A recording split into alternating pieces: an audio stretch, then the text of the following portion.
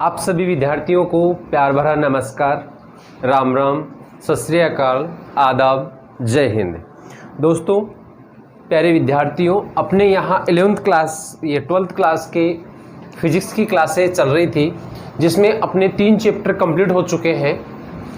आज हम लोग नया चैप्टर स्टार्ट करेंगे, चैप्टर 4th। जो आप लोगों के पास में चैप्टर 4th है, उस चैप्टर 4th गतिमान आवेश हम लोगों ने पहले पढ़ लिया। गतिमान आवेश एवं चुंबकत्व।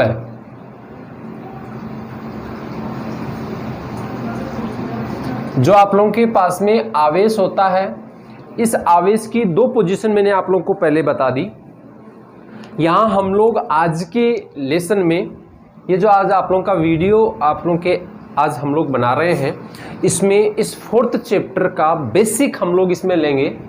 वो बेसिक जो आप लोगों के पूरे चैप्टर में काम में आएगा, क्योंकि हम लोग क्या करते हैं, जैसे चैप्टर अपना नया स्टार्ट होता है तो उस चैप्टर में जितना सब कुछ अपना मैटर होता है या उसका जो बेस होता है, उस बेस को हम लोग यहाँ पर देख लेते हैं कि ये किस प्रकार से डेवलप हुआ, क्या क्या चीज़ें अपने इसमें आती हैं, कौन कौन से साइंटिस्टों ने किस प्रकार से यहाँ अपने नियम और सिद्धांत वगैरह दिए, उन सब के बारे में हम लोग यहाँ पर जिक्र करेंगे।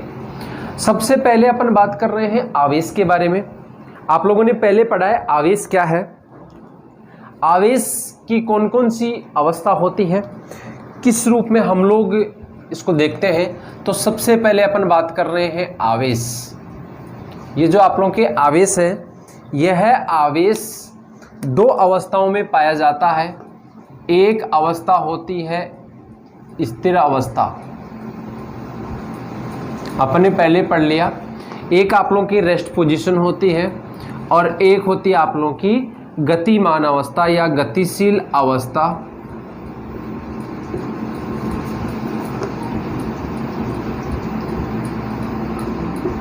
ठीक है, एक आप लोगों के मोमेंट की पोजीशन होती है और एक आप लोगों के रेस्ट की पोजीशन होती है।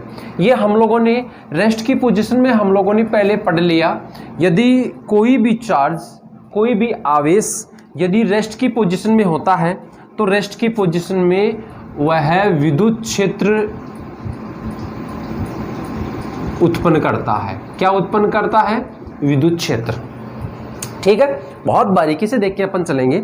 और आप लोगों के दूसरी जो अवस्था है, जिसको आप लोग गतिशील अवस्था कहते हैं, यह गतिशील अवस्था विद्युत क्षेत्र के साथ में चुंबकीय क्षेत्र भी उत्पन्न करता है। अब देखो, ये चुंबकीय क्षेत्र किस प्रकार से उत्पन्न होता है, इसकी क्या क्या कंडीशन है, कौन से प्रभाव से ये उत्पन्न होता है, उसको हम लोग यहाँ पर देख लेते हैं। आवेश अपने पास में जो है, आवेश जब गतिशील अवस्था में होता है तो आवेश के गति करने से विद्युत धारा प्राप्त होती है।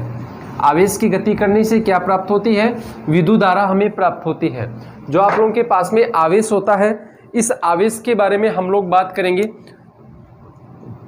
तो गतिशील आवेश,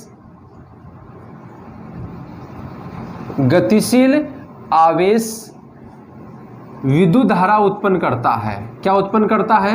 विद्युत धारा। क्या उत्पन्न करेगा ये? विद्युत धारा। आप लोगों को पता है विद्युत धारा के 2 टाइप्स होते हैं। हम लोग यहाँ देख लेते हैं विद्युत धारा के कौन कौन से प्रकार होते हैं।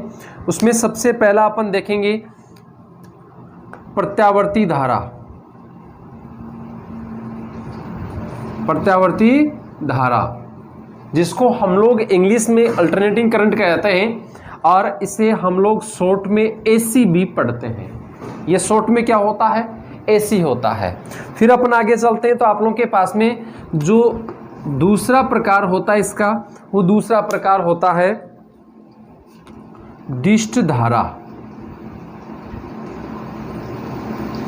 दूसरा प्रकार कौन सा होता है आप लोगों के? दिष्ट धारा। दिष्ट धारा जो होती है, इसको डायरेक्ट करंट कहते हैं और शॉर्ट में इसको डीसी क्या बोला जाता है? डीसी बोला जाता है, डायरेक्ट करंट। और ये हो गया आप लोगों के पास में एसी अल्टरनेटिंग करंट। ये आप लोगों के पास में 2 विद्युत धाराएं होती हैं, एक एसी होती है, एक डीसी होती है।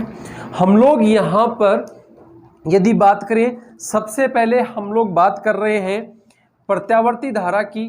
तो प्रत्यावर्ती धारा में एक प्रभाव उत्पन्न होता है, हम लोग यहाँ पर देख लेते हैं वो प्रभाव कौन सा होता है। वो प्रभाव होता है उष्मीय प्रभाव। उष्मीय प्रभाव जो प्रत्यावर्ती धारा है, इसका हमारे पास में एक सेपरेट चैप्टर आएगा आगे, हम लोग उसमें इस प्रत्यावर्ती धारा के बारे में पढ़ेंगे।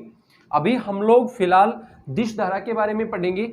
इसका जो प्रभाव होता है, इसमें कौन कौन से प्रभाव उत्पन्न होते हैं। पहला जो होता है वो होता है चुंबकीय प्रभाव। कौन सा होता है, या बोल सकते हैं हम लोग चुंबकीय प्रभाव या चुंबकत्व बोल सकते हैं। चुंबकीय क्षेत्र यहाँ पर उत्पन्न होता है या चुंबकीय बल यहाँ पर उत्पन्न होता है। तो सबसे पहला क्या हो गया, चुंबकीय प्रभाव, एक नंबर पे। ठीक है, दूसरे नंबर की अब यदि अपन बात करें तो दूसरा इसका प्रभाव वही आप लोगों के उष्मीय प्रभाव होगा। दूसरा प्रभाव कौन सा है, उष्मीय प्रभाव। और तीसरे प्रभाव की यदि अपन बात करें तो होता है रासायनिक प्रभाव। कौन सा होता है, रासायनिक प्रभाव। इस प्रकार से देखो, मैं आप लोगों के फिर से रिपीट कर रहा हूं, यहां जब आवेश होता है तो आवेश की दो पोजीशन मैंने आप लोगों को बताई। एक पोजीशन होती है स्थिर अवस्था, दूसरी होती है गतिशील अवस्था। हम लोग यहां पर गतिशील आवेश या गतिमान आवेश के बारे में हम लोग यहां पर पढ़ेंगे। गतिमान आवेश से हमें यहां एक प्रभाव प्राप्त होता है जिसको चुंबकीय प्रभाव, या हम लोग इसके जो ये चुंबक का जो गुण होता है उसको चुंबकत्व के रूप में अपन पढ़ते हैं। जब आवेश गति करता है तो विद्युत धारा उत्पन्न होती है। विद्युत धारा जो होती है ये दो प्रकार की होती है। आप लोगों के पास में जो इलेक्ट्रिक करंट होता है उसके टू टाइप्स होते हैं। फर्स्ट आप लोगों के पास में हो गया अल्टरनेटिंग करंट, प्रत्यावर्ती धारा, इसको आप लोग एसी बोलते हैं। ठीक है, ये जो एसी होती है, इस एसी से आप लोगों के उष्मीय प्रभाव उत्पन्न होता है। कौन सा प्रभाव उत्पन्न होता है दोस्तों, उष्मीय प्रभाव। दूसरा अपन बात करें तो आप लोगों के पास में दिष्ट धारा आ रहा है। क्या है ये, दिष्ट धारा, जिसको आप लोग शॉर्ट में लिखते हैं डीसी। और इससे कौन कौन से प्रभाव उत्पन्न होते हैं, इनमें सबसे पहला है आप लोगों के चुंबकीय प्रभाव। पहला प्रभाव कौन सा है दोस्तों, चुंबकीय प्रभाव। दूसरे प्रभाव की बात करें तो उष्मीय प्रभाव जो प्रत्यावर्ती धारा में भी उत्पन्न होता है। और तीसरा प्रभाव आप लोग के रासायनिक प्रभाव जो आप लोग सेल या बैटरी में देखते हैं। ठीक है, ये जो आप लोग की जो एक्टिविटी होती है, इन सब में हम लोग सबसे पहले चुंबकीय प्रभाव के बारे में यहाँ अपन पढ़ेंगे। चुंबकीय प्रभाव के बारे में अपन यहाँ जिक्र करेंगे। तो चलो चलते हैं। सबसे पहले अपने यहाँ पे देखो, ऑस्ट्रेन नामक वैज्ञानिक आए थे सबसे पहले। उन्होंने क्या बताया, किस प्रकार से इसको प्रदर्शित किया, सबसे पहले हम लोग उसका जिक्र कर लेते हैं। तो सबसे पहले अपने पास में इसमें साइंटिस्ट आए,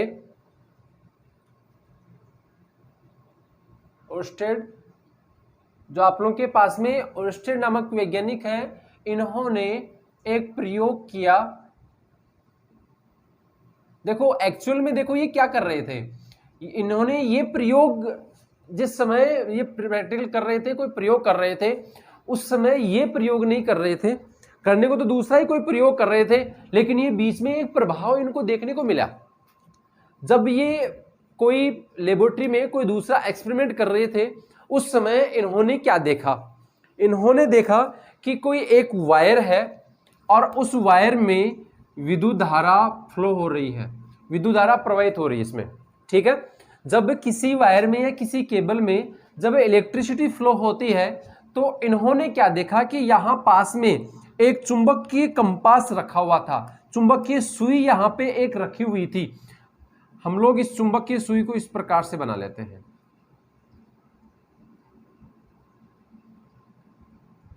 ठीक है, या अपन इसको एरो के निशान से भी बना सकते हैं।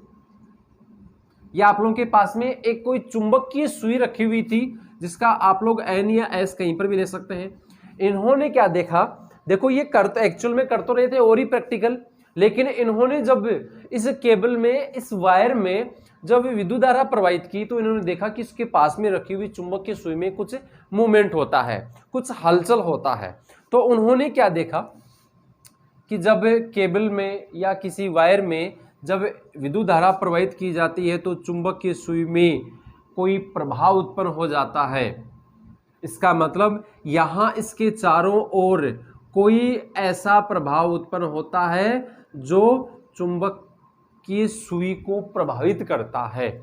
और इन्होंने फिर क्या बताया, इन्होंने बताया कि विद्युत धारा के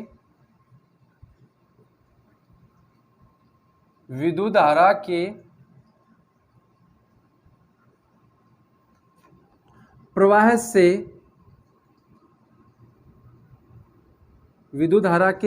से चुंबकीय क्षेत्र उत्पन्न होता है। क्या उत्पन्न होता है? चुंबकीय क्षेत्र उत्पन्न होता है, जिससे यहां चुंबकीय प्रभाव प्राप्त होता है। क्या प्राप्त होता है? या चुंबकीय बल कार्य करता है। क्या कार्य करता है दोस्तों? चुंबकीय बल कार्य करता है। ठीक है, ये बताया ओरस्टेड नामक वैज्ञानिक ने। अब ये जो आप लोगों के पास में ओरस्टेड जो वैज्ञानिक थे, इन्होंने इतना बता दिया, लेकिन आगे फिर इन्होंने स्पष्टीकरण नहीं दिया। स्पष्टीकरण देने में ये असमर्थ रहे। उसके बाद में आप लोगों के 2 नंबर पे साइंटिस्ट आते हैं एम्पियर।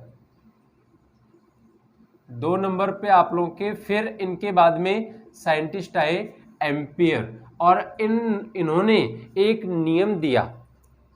एम्पियर जो साइंटिस्ट थे, इन्होंने एक नियम दिया जिसको हम लोग कहते हैं तैरने का नियम।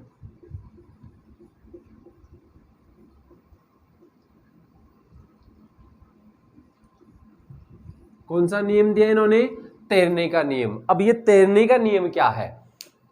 अब तैरने, देखो यहां पे आप लोगों के पास में ये जो तैरने का नियम है, इस तैरने के नियम में ऐसा लगता है शायद इसमें कुछ तैर रहा हो, कोई पानी वगैरह लेते हैं उसमें कुछ तैरता है, ऐसा नहीं है। यहाँ हम लोग एक एक्सप्लेन करने के लिए एक प्रैक्टिकल बना रखा है। यहाँ एक वायर है जिसमें वही आप लोगों के इलेक्ट्रिसिटी फ्लो हो रही है। ठीक है, इस वायर में हम लोग ये देख रहे हैं कि इलेक्ट्रिसिटी फ्लो होती है। तो कोई साइंटिस्ट, इन साइंटिस्ट ने, एम्पियर ने बताया कि कोई एक व्यक्ति है,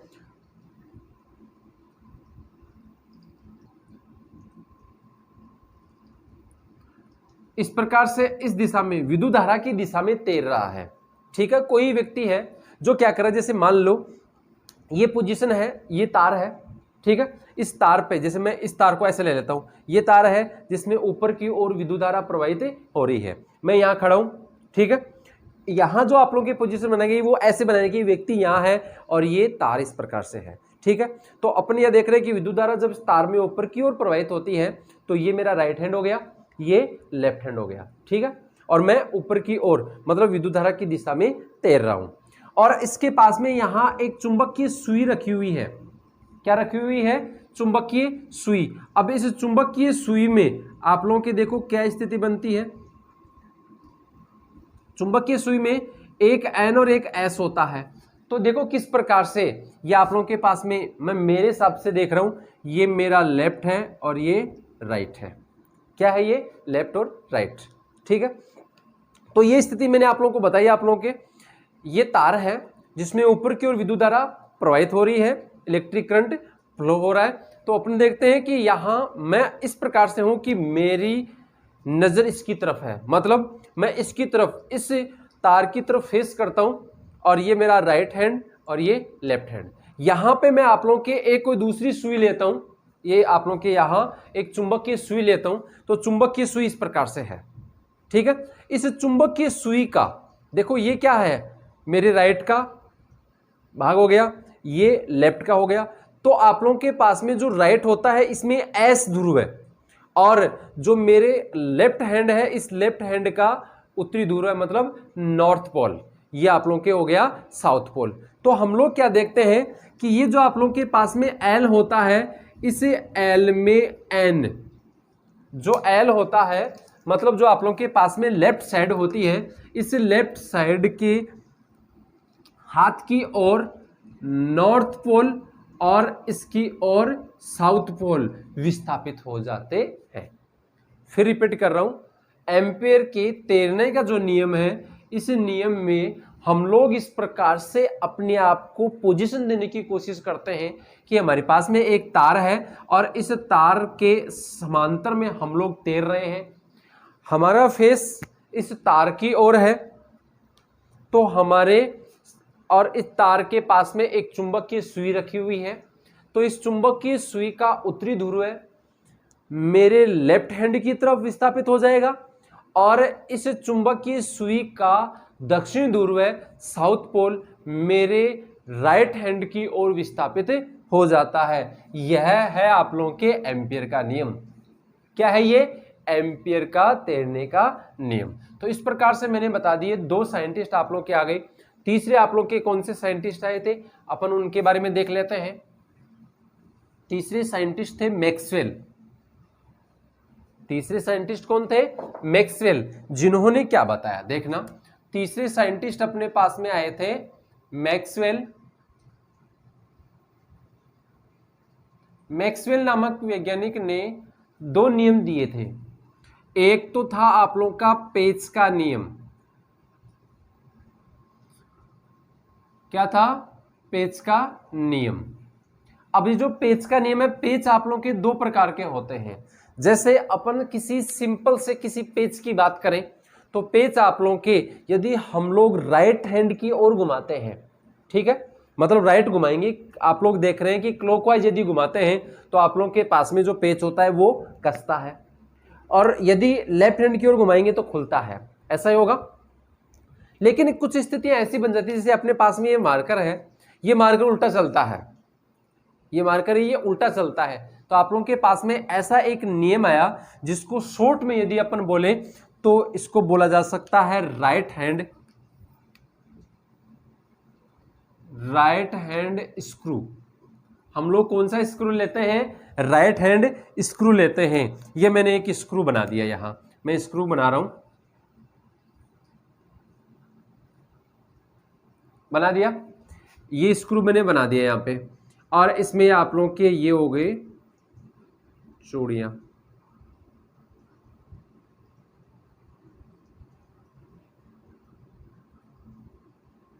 हो गया, ये आप लोगों ने पेच बना लिया। अब ये जो अपन पेच देखते हैं, पेच का नुकीला भाग कहां है? नीचे की ओर। पेच का नुकीला भाग कहां है? नीचे की ओर। तो पेच की जब आप लोग इस पेच को घुमाते हैं, जब अपन इस स्क्रू ड्राइवर से इसको घुमाते हैं तो पेच कहां जाएगा? नीचे की ओर जाएगा। तो पेच जिस दिशा में गति कर रहा है वो दिशा आप लोगों के विद्युत धारा की दिशा है। जो किसकी दिशा है? विद्युत धारा की दिशा। और यदि हम लोग इसको इस प्रकार से घुमाते हैं तो ये पेच की घुमाने की जो दिशा होगी वो चुंबकीय क्षेत्र बोल सकते हैं, या हम लोग चुंबकीय बल के रूप में ले लो, ठीक है। तो या अपन चुंबकीय क्षेत्र ले लेते हैं एक बार। तो जिस दिशा में हम लोग पेच को घुमाते हैं वो चुंबकीय क्षेत्र की दिशा है, और जिस दिशा में ये पेच गति कर रहा है वो विद्युत धारा की दिशा है।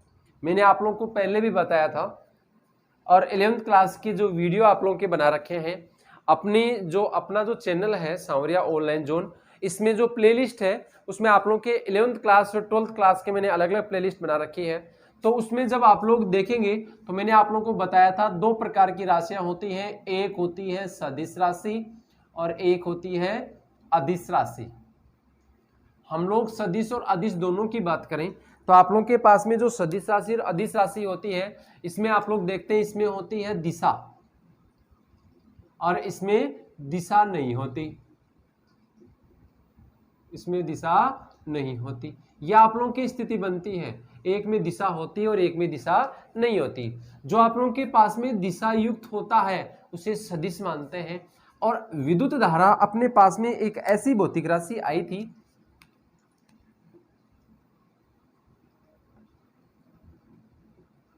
विद्युत धारा एक ऐसी भौतिक राशि होती है जिसमें दिशा होती है, जिसमें दिशा होती है, लेकिन ये अदिश होती है। मैंने आप लोगों को बताया था, अपन बीच में टॉपिक को डिस्टर्ब नहीं करेंगे, टॉपिक पे वापस चलेंगे। एक बार मैंने आप लोगों को बता दिया जो आप लोगों के पास में विद्युत धारा होती है ये अदिश राशि होती है, और अदिश राशि होती है तो हम लोग यहाँ ये दिमाग में नहीं लाएंगे कि विद्युत धारा जो होती है ये तो अदिश राशि है, लेकिन इसमें दिशा अपन प्रदर्शित कर रहे हैं। विद्युत धारा में दिशा होते हुए भी ये अदिश राशि होती है, क्योंकि ये सदिश नियमों का पालन नहीं करती। ठीक है, चलो ये हो गया आप लोगों के पास में मैक्सवेल का पेच का नियम। फिर अपन आगे चलते हैं, तो आप लोगों के मैक्सवेल के पेच के नियम के आगे दूसरा एक नियम इन्होंने और दिया था, दाहिने हस्त के अंगूठे का नियम, थम्सअप। देखो आप लोगों के पास में जो दूसरा नियम है वो क्या आ रहा है, मैक्सवेल का जो दूसरा नियम है उस नियम को अपन कहते हैं दाहिने हाथ का अंगूठे का नियम। क्या कहते हैं दूसरे पॉइंट को, दाहिने हाथ का अंगूठे का नियम। दाहिने हाथ का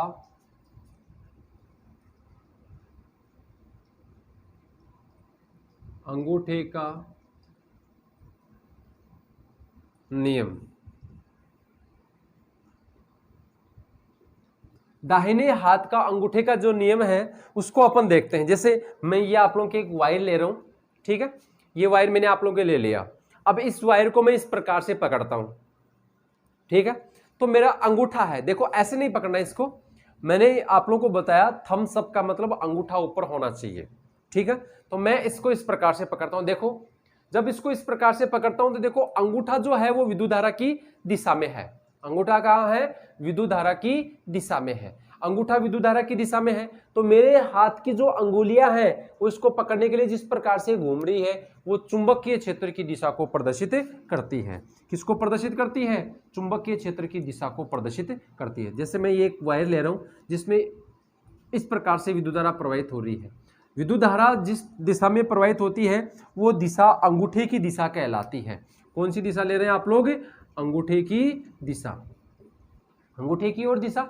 ठीक है, और अपनों के जो आप लोगों के हाथ की जो अंगुलियां है वो इस प्रकार से घूम रही है, मतलब ये आप लोगों के पास में है चुंबकीय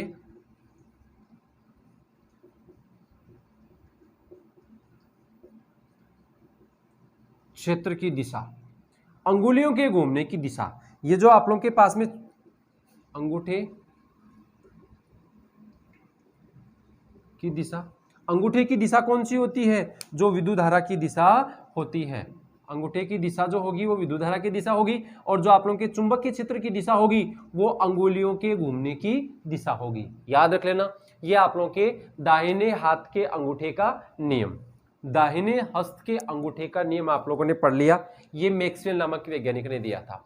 अभी हम लोग चैप्टर स्टार्ट नहीं किया हम लोगों ने, ये चीजें बहुत सी चीजें आप लोग के आगे आएगी, ऐसे नियम बहुत से आप लोग के आएंगे, लेकिन ये वो मेन चीजें हैं जो आप लोगों के इस चैप्टर को बनाती है।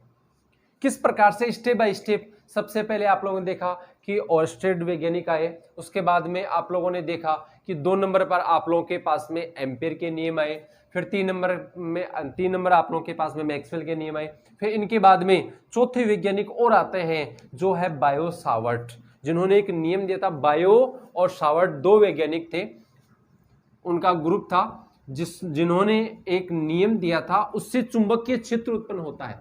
अभी तक तो देख रहे हैं आप लोग, सबसे पहले आप लोगों ने देखा कि पहले ओर्स्टेड जो वैज्ञानिक आए थे उन्होंने केवल इतना ही देखा कि यदि तार में धारा प्रवाहित होती है तो कोई प्रभाव उत्पन्न होता है। ठीक है, इतना इन्होंने देखा। उसके बाद में जब आगे चले अपन तो किस प्रकार से चुंबकीय क्षेत्र की जो चुंबकीय सुई होती है एन और एस किस प्रकार से विस्थापित होते हैं, उसके लिए एम्पियर नामक वैज्ञानिक आ गए। फिर अपन आगे चलते हैं तो तीसरे नंबर पे आप लोगों ने देखा कि विद्युत धारा को किस दिशा में प्रवाहित किया जाए कि चुंबकीय क्षेत्र कौन सी दिशा में उत्पन्न होता है। मतलब ये आप लोगों ने देखा विद्युत धारा और चुंबकीय क्षेत्र की जो आप लोगों की दिशा आ रही है वो आप लोगों के मैक्सवेल नामक वैज्ञानिक ने बता दी।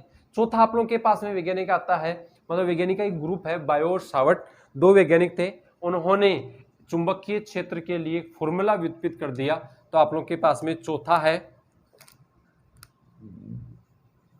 है बायो सावर्ट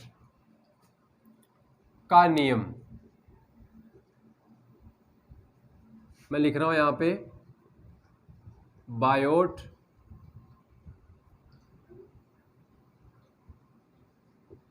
सावर्ट्स लॉ, ठीक है। बायो सावर्ट का जो नियम है इसमें इन्होंने क्या बताया, देखना यहां पे, बायो सावर्ट का जो नियम है इसे लाप्लांस का नियम भी कहते हैं, लाप्लास का नियम भी कहा जाता है, ध्यान रखना इस बात को, ठीक है। अब देखो यहां पे सबसे पहले मैं ले रहा हूं एक तार, ये तार है और इस तार में विद्युत धारा ऊपर की ओर प्रवाहित हो रही है। ये एल लंबाई का तार है, इस एल लंबाई के तार में मैं एक अल्पांश ले रहा हूं, ये मैंने इसकी लंबाई का एक अल्पांश ले लिया, ये अल्पांश जिसको डीएल अल्पांश मैंने यहां प्रदर्शित कर दिया, ठीक है। कौन सा अल्पांश है ये, लंबाई का अल्पांश डीएल अल्पांश, ये विद्युत धारा प्रवाहित हो रही है। अपन देखते हैं यहां से इस अल्पांश से हम लोग एक पी बिंदु लेते हैं जो स्मॉल आर दूरी पर है और यहां कोण बन रहा है थीटा कोण, और इस अल्पांश के कारण जो चुंबकीय क्षेत्र उत्पन्न हो रहा है वो चुंबकीय क्षेत्र डी बी वेक्टर ले रहा हूं मैं, यहां चुंबकीय क्षेत्र की ये चुंबकीय क्षेत्र की तीव्रता मैं यहां ले रहा हूं, ये आप लोगों के पास में पी बिंदु हो गया। तो देखो उन्होंने बायो सावर्ट ने 4 संबंध दिए थे। उन्होंने क्या कहा कि जब किसी धारावाही चालक तार में विद्युत धारा प्रवाहित की जाती है तो विद्युत धारा प्रवाहित करने से जो अल्पांश लिया गया है, जो डीएल एक खंड लिया गया है, इस तार का एक छोटा खंड डीएल है जिसके कारण चुंबकीय क्षेत्र डीबी यहां अपने प्राप्त हो रहा है। तो अपन देख रहे हैं ये जो आप लोगों के पास में चुंबकीय क्षेत्र जो है डीबी है, इसका संबंध दे रखा है आप लोगों के, ये जो डीबी जो चुंबकीय क्षेत्र का एक अल्पांश आ रहा है, ये सबसे पहले पहला दिया कि ये धारा के समानुपाती होता है, ठीक है। पूरा डिटेल से पढ़ेंगे आगे अपन, ये बायो सावर्ट का नियम आगे पढ़ेंगे, लेकिन अपन एक बार देख लेते हैं। मैंने आप लोगों को बताया अभी केवल बेसिक चल रहा है। दूसरा इन्होंने क्या बताया कि जो आप लोगों के पास में डीबी होता है ये समानुपाती होता है लंबाई के अल्पांश मतलब डीएल के समानुपाती। तीसरा इन्होंने क्या बताया, तीसरा इन्होंने बताया कि जो आप लोगों के पास में यहां कोण बन रहा है उसके जाके समानुपाती। चौथा इन्होंने क्या बताया, चौथा बताया कि ये जो डीबी होता है ये दूरी के वर्ग के व्युत्क्रमानुपाती होता है। ये आप लोग देख रहे हैं केवल ये व्युत्क्रमानुपाती है, ये क्या है व्युत्क्रमानुपाती है, और ये जो तीनों है ये क्या है समानुपाती है। तो अपन इन चारों समीकरणों को एक जगह लिख लेते हैं, समीकरण 1, 2, 3 व 4 से क्या हो जाएगा देखना, आप लोगों के पास में क्या क्या चीजें हैं, ये हो गया डी बी समानुपाती I D L sine theta upon R square, बोलो आ गया कि नहीं। फिर अपन क्या करेंगे यहां इसको इक्वल करेंगे तो D B equal mu naught upon 4 pi I D L sine theta upon R square. Detail से पढ़ेंगे आगे, टेंशन करने की आप लोगों को कोई आवश्यकता नहीं। यहां अपने पास में एक स्थिरांक आया है जिसको हम लोग समानुपाती स्थिरांक कहते हैं। क्या कहते हैं इसे हम लोग कहते हैं समानुपाती स्थिरांक। म्यू नॉट अपॉन 4 पाई है जिसका मान 10 की पावर -7 होता है, और आगे अपन देखेंगे डिटेल से। तो ये चीजें हो गई आप लोगों के बायो सावर्ट का नियम। 4 वैज्ञानिकों के बारे में अपन ने बताया। तो अपना जो पूरा चैप्टर है ये पूरा चैप्टर इन 4 वैज्ञानिकों के द्वारा चुंबकत्व के बारे में मतलब चुंबकीय क्षेत्र के बारे में जो जो नियम यहां प्रदर्शित किए गए हैं उन सबको अपने यहां देख लिया एक शॉर्ट रूप में। तो ये आप लोगों का केवल इस चैप्टर का बेसिक था। एक चीज और, ये जो आप लोगों के पास में पहला जो वैज्ञानिक आप लोगों के पास में जिन्होंने ये बताया कि ऐसा कोई प्रभाव भी होता है क्या, विद्युत से भी कोई चुंबक बनती है क्या, इनके बारे में बताया, फिर इनकी दिशाएं वगैरह ये सब होगी। लेकिन लास्ट में आप लोगों ने जो चौथा जो पॉइंट आप लोगों ने किया जिसमें चुंबकीय क्षेत्र के लिए एक फॉर्मूला आप लोगों के यहाँ निकल के आया है, इस फॉर्मूले से पूरा चैप्टर बनता है जो एक बहुत बड़ा चैप्टर है, और इससे पेपर में 100% 101% क्वेश्चन अवश्य पूछा जाता है। और इसके लिए आप लोगों के नीट IIT नेवी एयरफोर्स में छोटे छोटे क्वेश्चन आप लोगों के पूछे जाते हैं। तो ये आप लोगों के लिए वीडियो है, ये बहुत ही ज़्यादा मोस्ट है, ठीक है। तो यदि आप लोगों को, मैं आप लोगों को बार बार यही कहता हूँ, स्टूडेंट हमारे लिए एनर्जी है, आप ही हमारा पावर हो, हमारा पावर ग्रिड आप लोग ही हैं, माइटोकॉन्ड्रिया आप ही हैं हमारे लिए। तो यदि आप लोगों को ये वीडियो पसंद आए, आपको यदि ये लगे कि वास्तव में मैं मेहनत कर रहा हूँ, यदि आप लोगों को ये लगे कि आप लोगों के लिए ये चीज़ बहुत यूजफुल है, तो लाइक ज़रूर किया करो, और हो सके तो आप लोगों के जो आप लोगों के स्टूडेंट सर्किल में जितने आप लोगों के दोस्त हैं उनको शेयर किया करो। ठीक है।